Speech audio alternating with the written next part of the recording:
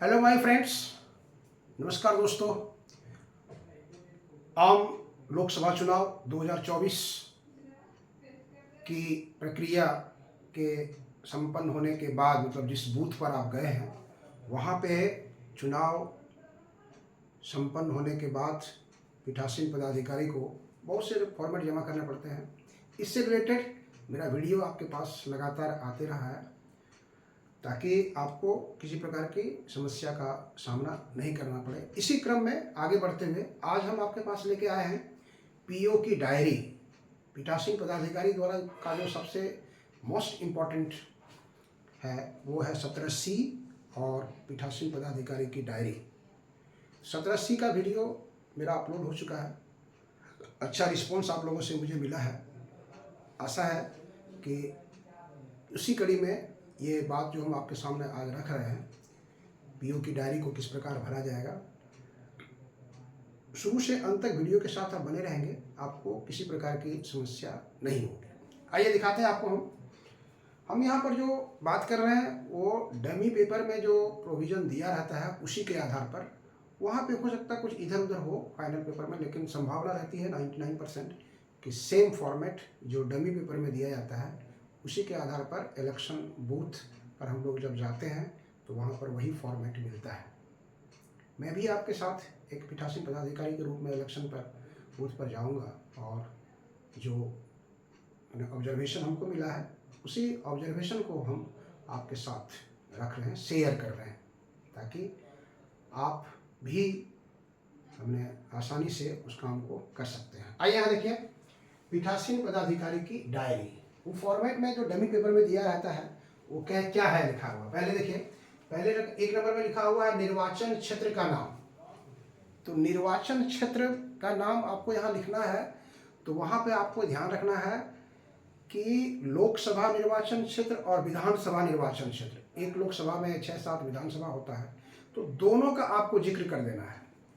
हाँ, यहाँ पे आपको लिख देना है विधानसभा का नंबर और नाम, और कॉमा दे करके लोकसभा का नंबर और नाम। ये दोनों क्षेत्र हो गया आपका निर्वाचन क्षेत्र। विधानसभा का नंबर और नाम, कॉमा दे करके लोकसभा का नंबर और नाम, ये आप वहां पर लिख सकते हैं। दूसरा है मतदान की तारीख, डेट जिस दिन वोटिंग हो रहा है वो आप लिखेंगे यहाँ पर। तीसरा है मतदान केंद्र की संख्या और नाम, बूथ का नंबर और नाम लिखेंगे यहाँ पर हम लोग। उसके बाद लिखता है मतदान केंद्र निम्नलिखित में कहाँ स्थित है। पहला है शासकीय या अर्ध शासकीय भवन, निजी भवन या अस्थायी संरचना बनाया गया है। लेकिन आजकल जो है मैक्सिमम बूथ जो है वो गवर्नमेंट स्कूल में ही रहता है, तो वहाँ पर आप देख लेंगे कि टेम्प्रोरी बनाया गया है या कुछ है। तो अगर मैक्सिमम पोर्शन यही रहेगा शासकीय भवन, तो आप इसमें चिन्ह मार देंगे या डैश देके यहाँ लिख देंगे शासकीय भवन, ये आपका काम हो जाएगा। 4 नंबर में है स्थानीय रूप से भर्ती किए गए मतदान अधिकारियों की संख्या यदि कोई हो। स्थानीय रूप से भर्ती किए गए मतदान अधिकारियों की संख्या यदि कोई हो। मान लीजिए कोई नहीं आया है तो उसके बदले में किसी को अपॉइंटमेंट अगर किया गया है तो उसका नाम जिक्र करना है। सम्यक रूप से नियुक्त मतदान अधिकारी की अनुपस्थिति में नियुक्त मतदान अधिकारी यदि कोई हो तो ऐसी नियुक्ति का कारण। उसी प्रकार सम्यक रूप से नियुक्त मतदान अधिकारियों की अनुपस्थिति में जो अधिकारी नियुक्त किया गया था वहाँ पर और अचानक तबीयत खराब हो गई तो उसके बदले में अगर किसी को आप यूज़ करते हैं तो वो लिखना है और उसका कारण लिख देना है। तो ये नंबर 5 हुआ। उसके बाद आते हैं आगे नंबर 6 में, देखिए क्या रहता है।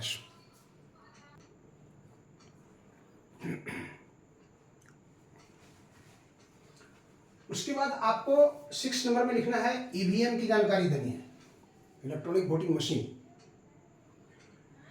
पहला है उपयोग में लाए गए कंट्रोल यूनिट की संख्या, कितना सीयू आपने यूज किया है, 1 है या 2 है, 3 है, 4 है। 1 सीयू जनरली यूज होगा, तो यहाँ पे आपको 1 लिखना है, 1 लिखना है। उपयोग में लाए गए कंट्रोल यूनिट की क्रम संख्या कितना है, यहाँ पर उसका सीरियल नंबर लिखना है, मतलब आईडी नंबर जो है उसका सीरियल नंबर लिखना है, उसका कंट्रोल यूनिट का क्रम संख्या लिखना है। सीरियल नंबर जो कंट्रोल यूनिट पर स्केच पेन से भी पहले से लिखा हुआ रहता है, यानी तो फिर उसके पीछे नंबर दिया हुआ रहता है।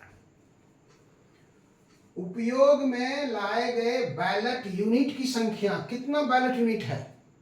अगर 15 कैंडिडेट तक है अभ्यर्थी जो चुनाव लड़ रहे हैं तो 1 लगेगा, क्योंकि 16 तो एक तो बटन होता है तो उसमें 1 नोटा का रहेगा। अगर 15 से एक्सीड करता है, मतलब 16 कैंडिडेट भी खड़ा होता है तो नोटा के लिए तो अलग से BU लगेगा।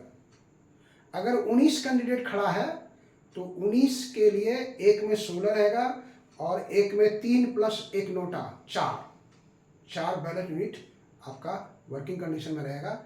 तो अगर आपको 2 यूज करना है तो यहाँ लिखिए 2 और फिर उस दोनों का सीरियल नंबर यहाँ पे आपको लिख देना है, दोनों का।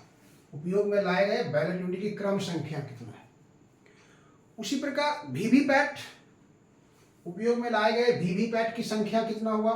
अगर 1 है तो 1 लिखेंगे और फिर उसका उपयोग में लाए गए वीवीपैट की क्रम संख्या कितना है, यहाँ पे आपको सीरियल नंबर लिख देना है।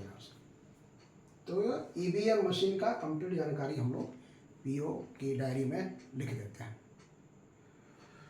उसके बाद आइए नंबर 7 में उपयोग में लाए गए पेपर सीलों की संख्या। CU को आप जब सील करोगे तो उसमें कितना पेपर सील आप लगाए हैं, तो 1 लगेगा, आप जानते हैं हम लोग, तो वो 1 यहाँ लिखाएगा। उपयोग में लाए गए पेपर सील की क्रम संख्या कितना है, सीरियल नंबर यहाँ लिखना है, सीरियल नंबर लिखना है वहां पे। फिर है 8 नंबर में प्रदाय किए गए स्पेशल टैग की संख्या। स्पेशल टैग कंट्रोल यूनिट के रिजल्ट सेक्शन में लगेगा, आप जान रहे हैं। तो स्पेशल टैग कितना लगाए आप, तो वो भी 1 लगेगा। प्रदाय किए गए, नहीं सॉरी, यहाँ पे आपको देखिए, यहाँ पर गलत हो रहा है। यहाँ पे हमने जो लिखा आपको देखिए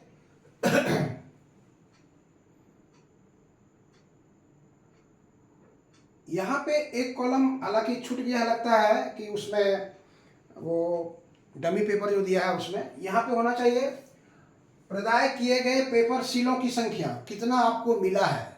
इस डमी पेपर में लगता है छूटा हुआ है, तो यहाँ पे एक कॉलम होना चाहिए प्रदाय किए गए पेपर सीलों की संख्या। अगर आपको 3-4 मिला है तो वो लिखना पड़ेगा और उसका सीरियल नंबर भी लिखना पड़ेगा आपको। 8 नंबर में है प्रदाय किए गए स्पेशल टैग की संख्या। क्या कोई स्पेशल टैग मिला आपको, मान लीजिए 3 मिला है तो 3 यहाँ लिखेंगे और फिर उसकी क्रम संख्या कितना है, प्रदाय किए गए स्पेशल टैग की क्रम संख्या कितना होगा, यहाँ पे आपको सीरियल नंबर सभी का लिख देना होगा। उपयोग में लाए गए स्पेशल टैग की संख्या आप कितना उपयोग किए उसमें, तो 1 ठो करेंगे हम लोग, 1 यहाँ यूज करेंगे। और उपयोग में लाए गए स्पेशल टैग की क्रम संख्या कितना है, तो यहाँ पर फिर उसका सीरियल नंबर लिखना है, सीरियल नंबर लिखना है आपको यहाँ पे। उपयोग में लाए गए स्पेशल टैग की संख्या और उपयोग में लाए गए स्पेशल टैग की क्रम संख्या भी आपको वहां पे लिखना होगा।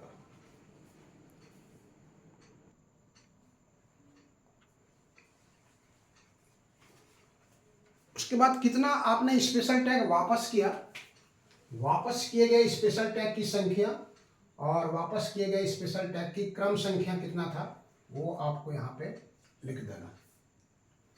आगे बढ़ते हैं नंबर 8, ऐसे अभ्यर्थियों की संख्या जिसने मतदान केंद्र पर मतदान अभिकर्ता नियुक्त किया है। अगर 19 कैंडिडेट खड़ा है तो 19 का 19 के लिए मतदान अभिकर्ता नहीं आता है। कुछ ही अभ्यर्थी होते हैं जिनके लिए मतदान अभिकर्ता उपस्थित रहता है।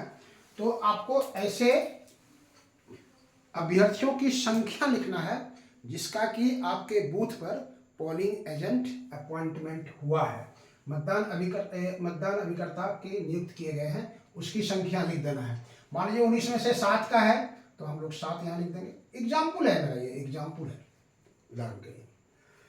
उसके बाद अब इसका जो ब्यौरा देना है, क्या देना है, पहला कहता है मतदान के प्रारंभ में कितने अभिकर्ता थे, उसकी संख्या लिखना है, उसका आपको नंबर लिखना है जो वोट स्टार्ट करने के समय उपस्थित थे।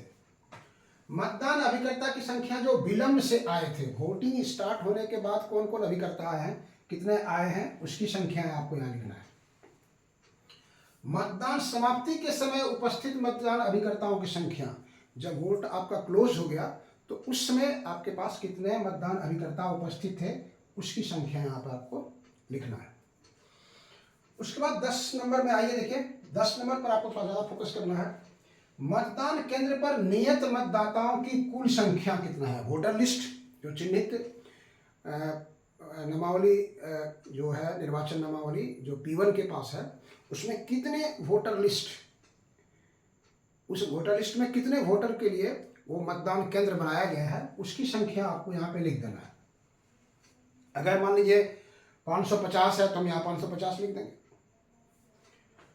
निर्वाचक नामावली की चिन्हित प्रति के अनुसार निर्वाचकों की कुल संख्या कितना है, मतदान केंद्र पर कितने वोटर हैं और निर्वाचक नामावली में कितने हैं, ये प्राय सब मेल खाएगा। एक ही चीज यहां पर भी होगा। मतदाता रजिस्टर के अनुसार, नहीं सॉरी, यहां पे हम थोड़ा गलत बता रहे हैं आपको। पहला है मतदान केंद्र पर नियत मतदाताओं की कुल संख्या। मान लीजिए सपोज कि हमने 550 आपको बताया। निर्वाचक नामावली की चिन्हित प्रति के अनुसार निर्वाचकों की संख्या, P1 जो चिन्ह लगाए हैं, कितने वोटर का लगाए हैं, कितने वोटर को उन्होंने 49L के तहत, नियम 49L के तहत वोट देने का अधिकार दिया है, कितने हैं। मान लीजिए 550 में ये 350 है तो ये 350 हो गया। मतदाता रजिस्टर 17A के अनुसार प्रविष्ट मतदाताओं की संख्या, तो ये इसी के बराबर होना चाहिए। जितना P1 अलाउ किया है उतने लोगों का यहाँ वोट पड़ना चाहिए, तो ये 350 यहाँ भी होना चाहिए। तो आपको देख लेना होगा 17A का अनुसार कितना है, ये दोनों ख्याल रखेंगे, दोनों सेम होना चाहिए।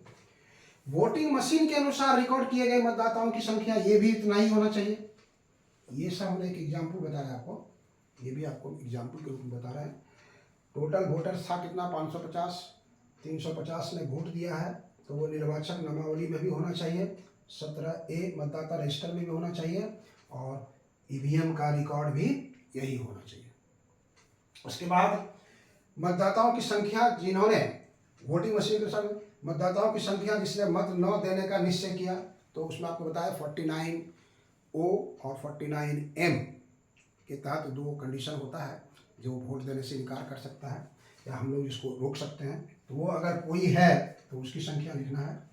और लास्ट में आपको क्या करना है, लास्ट में इस पेज में, मतलब इसमें तो और कॉलम बहुत ज़्यादा है, करीब 25, 30, 35 है। तो यहाँ के बाद राइट साइड में मतदाता रजिस्टर का प्रभारी जो होता है P2 होता है, इसलिए यहाँ पर P2 का सिग्नेचर करना है। और इसके बगल में लेफ्ट साइड में P1 निर्वाचक, ये रिकॉर्ड उन्हीं का है। निर्वाचक नामावली का जो प्रभारी है, P1 का हस्ताक्षर यहाँ होगा, P2 का हस्ताक्षर। ये रिकॉर्ड जो है इन्हीं दोनों पर आधारित है। इस दोनों के रिस्पॉन्सिबल व्यक्ति P1 और P2 हैं।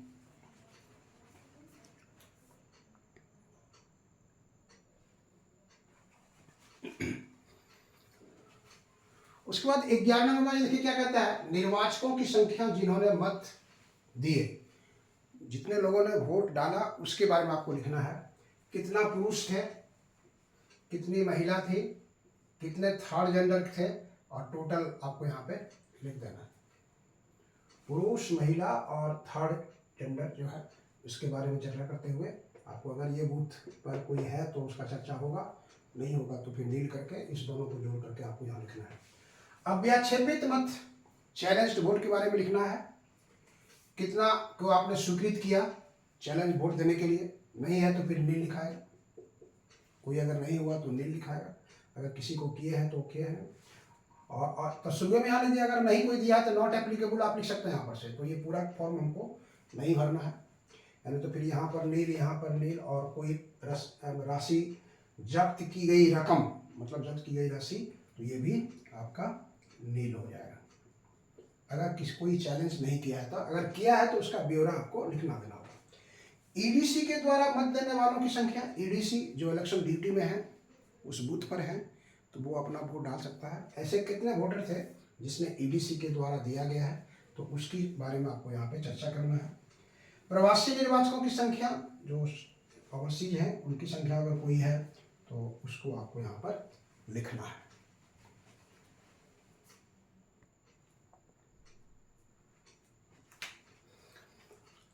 नंबर 14 में दिया रहता है साथियों की सहायता से वोट देने वालों की संख्या। शिथिलांग विकलांग जो वोटर्स आते हैं उनके साथ उनके साथी आते हैं, तो ऐसे साथियों की सहायता से वोट देने वालों की संख्या कितनी थी वो आपको यहाँ पे लिख देना है। प्रॉक्सी द्वारा किए गए मतों की संख्या, जिसके बदले में कोई दूसरा देता है, बाहर सर्विस कर रहा है, क्लासिफाइड सर्विस वोटर इसको कहते हैं, तो उनके बदले में कोई अगर वोट आके दिया है तो उनके वोटर को आपको लिखना है यहाँ पे। निविदत मतों की संख्या, टेंडर वोट अगर आप पर पड़ा है तो कितना पड़ा है उसको भी आपको यहाँ लिखना है। नहीं पड़ा है तो नील, प्रॉक्सी वोटर कोई नहीं है तो नील। निर्वाचकों की संख्या, अब वोटर के बारे में आपको निर्वाचकों की संख्या, कैसी संख्या, जिनसे उनकी उम्र की घोषणा प्राप्त की गई है। अगर कोई लग रहा है कि आपको अंडर एज व्यक्ति लाइन में वोटर्स है तो उससे आप पूछ सकते हैं कि तुम्हारा एज 18 साल से कम है, तुम कैसे वोट दे सकते हो, तुम्हारे पास क्या प्रूफ है, तो वो अपना प्रूफ वगैरह दिखाएगा या फिर नहीं देने के लिए कहेगा। तो जिन्होंने उम्र की घोषणा प्राप्त की गई उनका आप लीजिए, और जिन्होंने घोषणा देने से इनकार किया उनका भी चर्चा कीजिए। अगर कोई ऐसा नहीं है तो हम लोग इसको नील लिख देंगे, या फिर निर्वाचकों की संख्या नॉट एप्लीकेबल यहाँ कर देंगे, तो इसमें कोई भरने का जरूरत नहीं है। ठीक है। अगर आपके बूथ पर कोई डिस्टर्बेंस होता है और अगर वोट को आपको स्थगित करना पड़ता है, बीच में रोकना पड़ता है, तो उसका भी कारण है, वो लिखना पड़ेगा 18 में। क्या मतदान स्थगित करना आवश्यक था, यदि तो स्थगन का क्या कारण है, आपको यहाँ पर कारण लिख देना है। प्रत्येक 2 घंटे पर डाले गए मतों की संख्या, ये आपको लिखना है। पहले रफ पेपर में लिखेंगे आप और फिर उसको फाइनल आप वहाँ पर इसको बताएंगे। जैसे मान लीजिए हम वोटिंग जब स्टार्ट कर रहे हैं 7 AM शुरू किए, तो वो मेरा वहाँ 0 था, और 7 AM से 9 AM के बीच में सपोज दैट 60 वोट पड़ा, 60 वोट पड़ा, तो आप ध्यान रखेंगे वहाँ पर आपको चर्चा कर लेना होगा कितने पुरुष वोटर आए, कितने महिला वोटर आई, या कितने थर्ड जेंडर थे, वो आपको यहाँ पर लिख लेना होगा। 60 वोटर में कितना पुरुष आया और कितना महिला आया और कितना थर्ड जेंडर आया। 9 AM से 11 AM के बीच में मान लीजिए सपोज दैट 130 वोट पड़ा। चूंकि आप देखिए यहाँ समझने वाली बात है, यहाँ कह रहा है कि 9 से 11 के बीच में 2 घंटे में कितना वोट पड़ा, तो आप टोटल वोट बटन दबाएंगे कंट्रोल यूनिट का तो टोटल वोट दिखाएगा।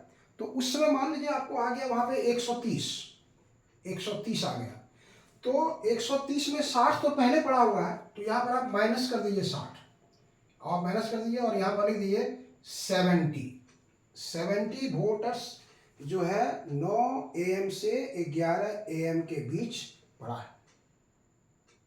ठीक है। उसके बाद 11 AM से 1 AM, फिर आप 1 बजे टोटल बटन दबाइए। टोटल बटन आप दबाते हैं वहां से, तो सपोज दैट कि ये आ गया आपका 180, तो 180 में से आपके पास कितना घटा देंगे आप, 130 घटा देंगे, 130 वाला घटा देंगे यहाँ से, तो 130 घटा दिए कितना हो गया, 50 आ गया। अब इस तीनों को जोड़ देंगे 60, 70 और 50, तो 60, 70, 130 और 50, 180 आपको टोटल वोट बताएगा। तो 11 AM से 1 PM के बीच जो वोट डाला गया वो है 50। उसके बाद फिर आप 3 बजे दबाइए, 3 बजे टोटल बटन दबाइए, तो आपको मान लीजिए ये आ गया आपको 260 आ गया। तो 260 में से अब आप 180 माइनस कर दीजिए, 260 में से 180 माइनस कर दीजिए, तो आपको कितना आ गया, 80 वोट आ गया, यहाँ से 80 वोट आ गया। ठीक है, 18 8 26 हो गया, 180 वोट आ गया। और फिर जब 5 बजे वोट समाप्त हो जाता है, तो उस समय अगर आप यहाँ दबाते हैं तो मान लीजिए 350 वोट पड़ा आपके बूथ पर, तो 350 माइनस 260, तो आ गया आपको कितना 110, नहीं सॉरी, ये हो गया 0, 15 में से 6 चला गया 9, 90 वोल्ट पड़ा आपको, 90। तो अगर आप जोड़ेंगे यहाँ से 9, 8, 17, 5, 22, 7, 29 और 6, 35, टोटल वोट आपका 350 हुआ। लेकिन 3 PM से 5 PM के बीच में कितना वोट पड़ा, 90 वोट। फिर आपको परसेंटेज वगैरह पूछा जाता है तो उसको आप लिख सकते हैं। तो इस वे से अगर हम निकालेंगे तो हर 2 घंटे का पता चलेगा हमको कितना वोट पड़ा है। अगर टोटल पूछेगा कि 11 बजे तक कितना वोटिंग हुआ है तो 130, 1 बजे तक कितना वोटिंग हुआ है तो 180, 3 बजे तक कितना वोटिंग हुआ है 260, 5 लास्ट में कितना आपके बूथ पर वोट पड़ा 350। लेकिन 2-2 घंटे का रिपोर्ट देगा तो इस तरह से हम मेंशन कर सकते हैं। ठीक है, तो ये लिखने का वहां पर हम लोगों का तरीका हुआ, प्रत्येक 2 घंटे पर डाले गए मतों की संख्या।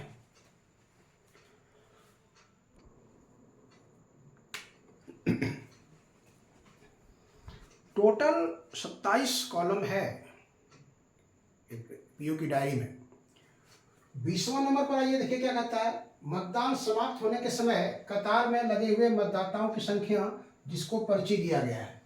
हम लोग जानते हैं कि आधा घंटा पहले अगर वोटर जो वहाँ है तो कहते हैं कि अब समय समाप्त हो रहा है, आप लोग अंदर चले आइए, और उसके बाद पर्ची हम लोग बांट देते हैं।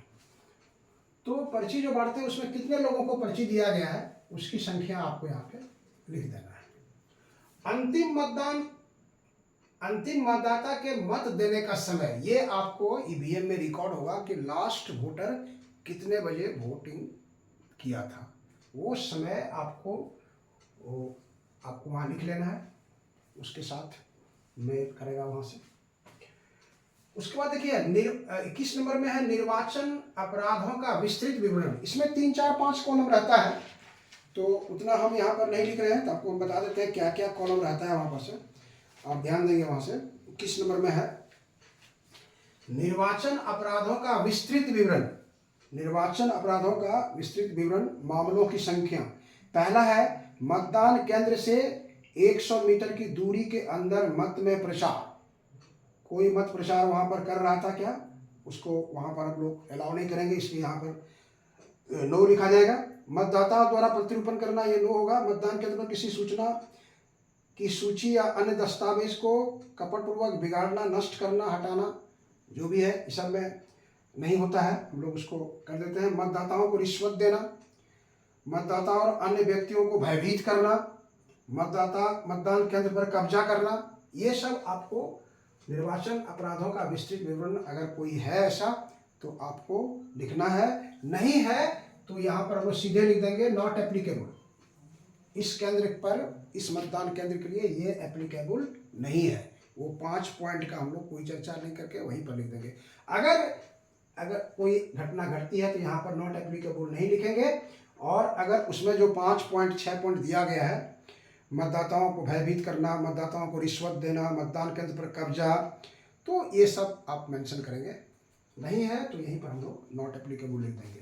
22 नंबर में आइए, फिर यहाँ पर लिख रहा है क्या निम्नलिखित कारणों से मतदान में बाधा उत्पन्न हुई थी। यहाँ पर भी 4-5 पॉइंट है। क्या निम्नलिखित कारणों से मतदान में विघ्न या बाधा उत्पन्न हुई थी। पहला कहता है दंगा, ए। दूसरा खुली हिंसा, तीसरा प्राकृतिक आपदा, मतदान केंद्र पर कब्जा, वोटिंग मशीन का विफल होना, अन्य कोई कारण।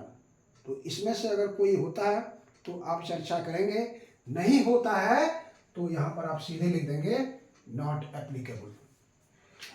22 नंबर में हो गया। 23 नंबर में आता है, देखिए यहाँ पर, क्या मतदान केंद्र पर उपयोग में लाई गई ईवीएम में से किसी के कारण मतदान दूषित हुआ क्या। जो वोटिंग मशीन आया सीयू, बीयू, वीवीपैट, उसके कारण कोई दूषित हुआ क्या। 3 कॉलम इसमें दिखा रहा है। पीठासीन पदाधिकारी की अभिरक्षा में से अवैधानिक रूप से छीन कर ले भागा। पीठासीन पदाधिकारी का जो क्षेत्र था वहाँ पर से मशीन को छीन करके भाग गया। दुर्घटना या जानबूझकर खो गया या नष्ट हो गया।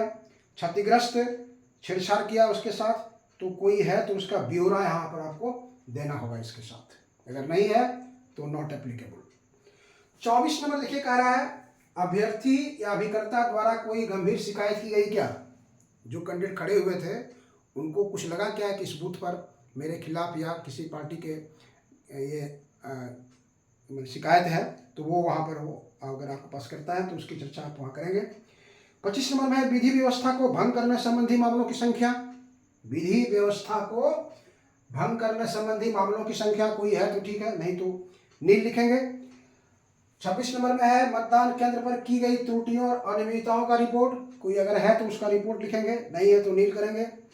और 27 नंबर में है मतदान के पूर्व बीच में मतदान के प्रारंभ के पूर्व और यदि आवश्यक हो तो मतदान के बीच में किसी वोटिंग मशीन का उपयोग होने या लाने के समय मतदान की समाप्ति पर जो आवश्यक घोषणाएं की गई थी उसको की गई थी। अगर बदलता है तो वहाँ लिखेंगे हाँ, ठीक है। अब नहीं कुछ हुआ है तो हम लोग लिखेंगे नॉट एप्लीकेबल। और लास्ट में पीठासीन पदाधिकारी अपना जो है यहाँ पर सिग्नेचर करेंगे। इधर जो होगा स्थान रहेगा, आपका मतदान केंद्र का नाम और तारीख रहेगा यहाँ पर जिस दिन वोटिंग हो रहा है, और उसी के बीच में आपको ये चर्चा लिख देना है, शांतिपूर्ण एवं निष्पक्ष मतदान संपन्न। और प्रिजाइडिंग ऑफिसर अपना यहाँ सिग्नेचर कर देंगे, यहाँ सिग्नेचर कर देंगे। P1 P2 का सिग्नेचर पहले ही हो चुका है। तो ये था हम लोग का पीठासीन पदाधिकारी की डायरी। इसमें कॉलम कभी कभी दे देता है, जो प्रेक्षण करने के लिए आते हैं हम लोग, विजिट शीट, उसका भी कॉलम कहीं कहीं बना हुआ रहता है, कभी कभी नहीं रहता है। अगर उसका विजिट शीट का परफॉर्मा भी दिया हुआ है, कौन लोग आए, कितने समय आए, उस समय उन्होंने देखा को मतदान रजिस्टर में कितना वोटिंग था, EVM में कितना वोटिंग था, वो सब भरने का कॉलम है, तो उसको आप भर सकते हैं। तो मुझे उम्मीद है कि आपको ये वीडियो अच्छी तरह से समझ में आ गई होगी और हम लोग साथ मिल करके बूथ पर जा करके वोट को संपन्न कराना करके वापस आ जाएंगे। चलिए, थैंक यू। अगर अच्छा लगता है इसको लाइक, सब्सक्राइब और दोस्तों के बीच भी शेयर कर दीजिए, ताकि अन्य कर्मचारी जो हमारी तरह वोट देने के लिए बूथ पर जाएंगे, हम लोग हंसते खेलते वापस आ जाए। Thank you.